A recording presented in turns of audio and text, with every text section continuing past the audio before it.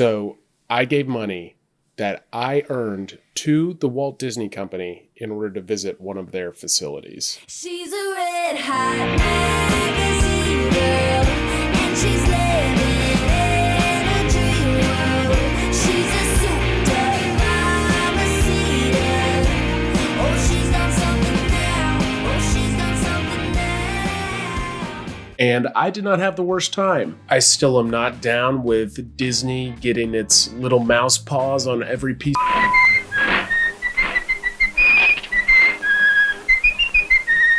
I loved pushing this giant stone ball levitated on water. I loved all the Star Wars stuff, except for these stormtroopers stopping and frisking me. But we've got 6 Atlas entries to review, so stop wasting my time. So there are 6 Atlas Obscura spots within Disneyland. Those 6 spots are Walt Disney's Bench, Jingles, Walt Disney's Lamp, Club 33, this petrified tree, and the Dominguez palm tree. I'll blend a little history into each obscure Disney landmark, but suffice it to say that Walt Disney supervised the design and construction of Disneyland, and on July 17, 1955, it opened to the world on a day now known as Black Sunday. Obviously, there's a lot more history surrounding the opening and closing of rides and the adding of hotels and various themed lands, but that's not the focus of today's video. And if you're interested in that, I would recommend checking out Bright Sun Films and Bright Sun Travels. Disneyland itself is in Anaheim, California, which is about 30 miles southeast of downtown LA. I've heard awful things about LA traffic, so maybe that's like being on another planet to a Californian. Now, I'm going to suggest a travel plan for visiting Disneyland. I'm sure some Disney head could come up with a better plan, but I'm gonna give it a shot anyway. Here's some quick context regarding my goals when Christine and I traveled to Disneyland. I did not care all that much about the experience. I don't need to be there right at opening, I don't need photos, I don't wanna dress up. None of that. I'd just like to ride a few cool rides without waiting in extreme lines.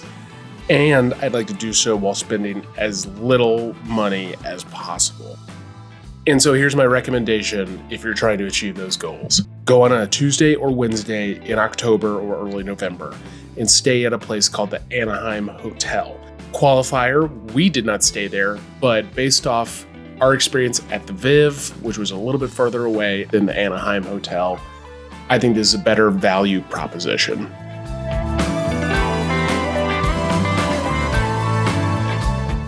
Do it in one day only with a park hopper pass. Don't eat in the parks, but do eat in downtown Disney. I did think that was an all right time. Anyways, this is not a hotel or Disney guide, so I'll stop there. And if you have questions or complaints, comment below.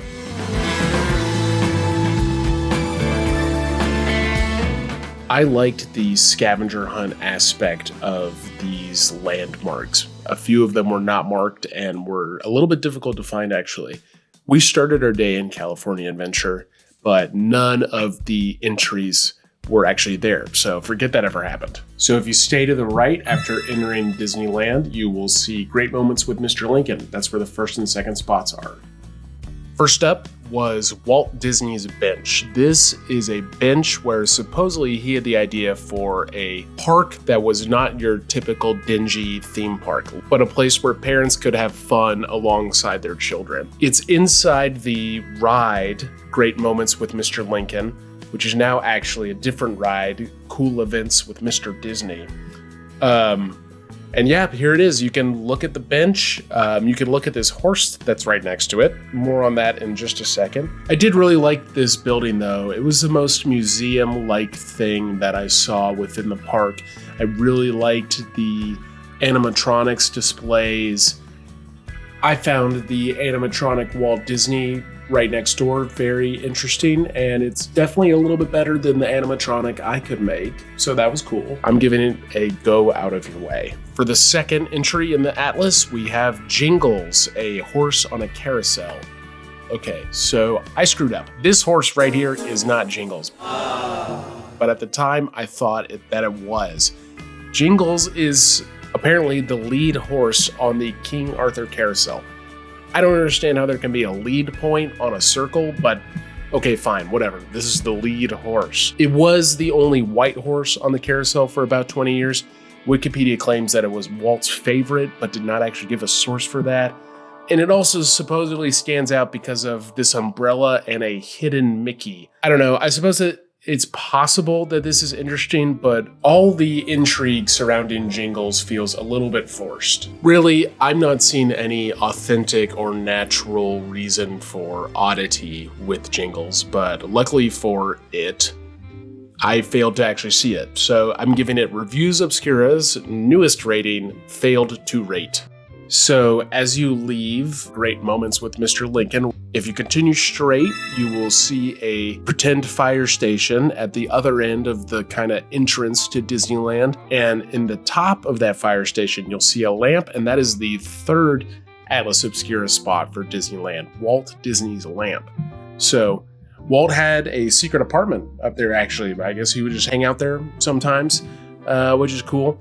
It's now off limits to the public, despite my best efforts to get in there. Tours are available at certain points in the year. I talked to a employee at a desk nearby. They said sometimes there are tours. But yeah, there's the lamp. I'm going to give it a go if it's on the way.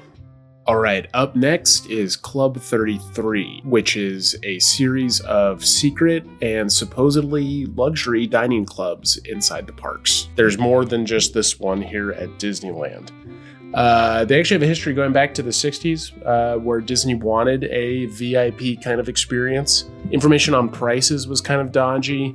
It's definitely within the tens of thousands at least. Finding the club was actually a little tricky. It is in the simulated French Quarter of Disneyland, above the Pirates of the Caribbean ride. Atlas Obscura shows two doors in the photos, and the first one that I went to clearly was not it. So then I just started poking around. I tried to go into a room in a store nearby, and then I ended up asking an employee in that store if she knew where Club 33 was, and she pointed me in the right direction. So I found the actual door and attempted to gain entry to Club 33, and it did not go well. But I managed to get a voice on the other end of that intercom, and they just kept on referring me to some kind of website. They clearly knew I was not a member of Club 33. They couldn't tell me what website to actually go to become a member, just that's where I had to go if I wanted to gain access. So no luck, but because there's an actual interaction with the mystery, I'm gonna give it a make it your destination.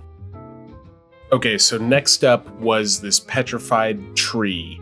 It is across from this really big esplanade near the, God, I can't remember the name of the ride, the River Monster ride. By esplanade, of course, I mean New Orleans Square, and by River Monsters, of course, I mean Haunted Mansion. Duh. Supposedly Disney bought as an anniversary gift to his wife. This was a bit of a rabbit hole, but it seems to me that Walt bought this tree from what is now called Fluorescent Fossil Beds National Monument in Colorado. And he had it installed in Disneyland, but told people it was an anniversary gift to his wife. Now, that sounds exactly like something the bashful tycoon character that Disney played, which, by the way, he had a very carefully crafted persona. For example, he said, "I drink, but Walt Disney doesn't." So anyway, him buying this tree and claiming that it was just a gift that his wife didn't end up liking, and that it was, oh, oops, I bought this tree and my wife didn't like it. That seems to be made up, but who the hell knows? Either way, here's the tree. Go take a look if it's on the way. It's okay. Okay, here we go. Last one, the Dominguez palm tree. Okay, so Atlas Obscura didn't show a sign. I'm pretty sure there's no sign for this in the actual park. So hopefully this is the tree. This was planted as a wedding gift back before Disneyland ever existed. And part of the deal for purchasing the land for Disneyland included this rule that the tree had to be left there. I did manage to find an article that referenced a scan of a book, a written published source about the plants of Disneyland, which mentions this tree, and go if it's on the way.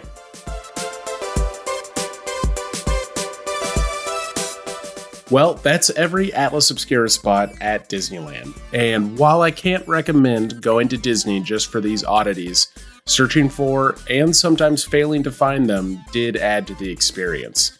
If you go to Disney looking for Awakening or Illumination, you won't find it.